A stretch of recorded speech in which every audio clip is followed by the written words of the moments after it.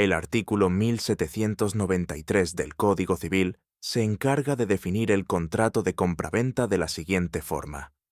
La compraventa es un contrato en que una de las partes se obliga a dar una cosa y la otra a pagarla en dinero. En principio, la lectura de esta definición nos llevaría a concluir que la obligación del vendedor será la de dar, es decir, la de realizar la tradición de la cosa, haciendo dueño al comprador. Sin embargo, esta conclusión se pone rápidamente en duda, con lo señalado en el artículo 1815, que nos dice que la venta de cosa ajena vale, sin perjuicio de los derechos del dueño de la cosa vendida, mientras no se extingan por el lapso de tiempo. ¿Cómo podría ser la obligación del vendedor a hacer dueño al comprador si es válida la compraventa de cosa ajena? Hay posiciones divididas frente a esta cuestión.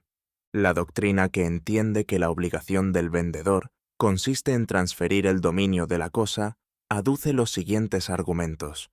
En primer lugar, el concepto de dar, utilizado en la definición del artículo 1793, es entendido como transferir el dominio, lo que en nuestro derecho se concretaría, en este contexto, con la tradición de la cosa que es objeto del contrato de compraventa. El artículo 1824 señala que las obligaciones del vendedor se reducen en general a dos: la entrega o tradición y el saneamiento de la evicción.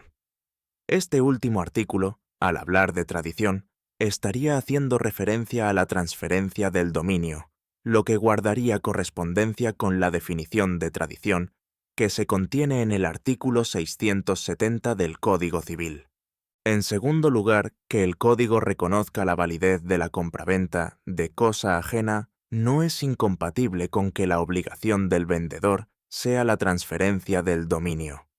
Alguien puede determinar en un contrato que transferirá el dominio, pese a que posteriormente no lo pueda hacer.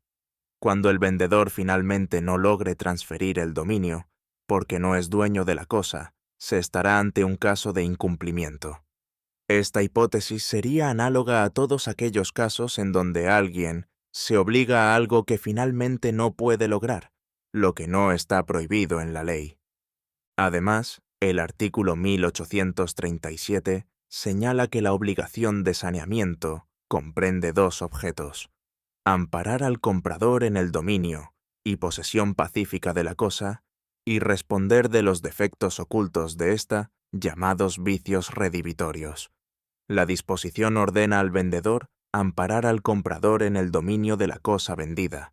Por tanto, en primer lugar, se debió transferir el dominio de la cosa al comprador.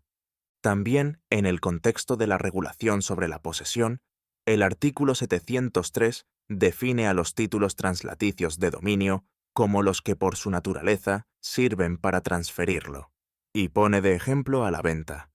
Por lo tanto, la naturaleza de la venta conlleva la transferencia de la propiedad, sea o no dueño el vendedor.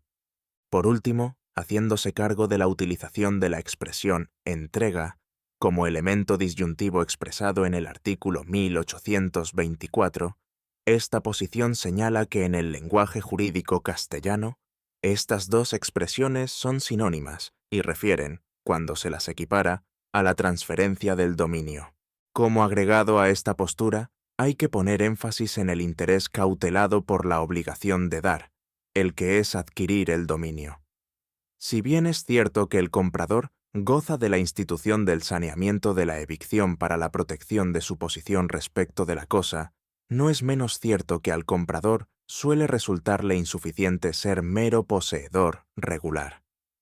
Imagine que un comprador de un predio se dedica a construir en él. En este caso, la accesión sería el único medio por el cual lo que mande a construir le pertenecerá definitivamente. De lo contrario, podría exponerse a que pierda la posesión por el legítimo dueño y solo tenga derecho a la restitución del precio y de las mejoras, asumiendo además que estará de mala fe desde la notificación de la demanda.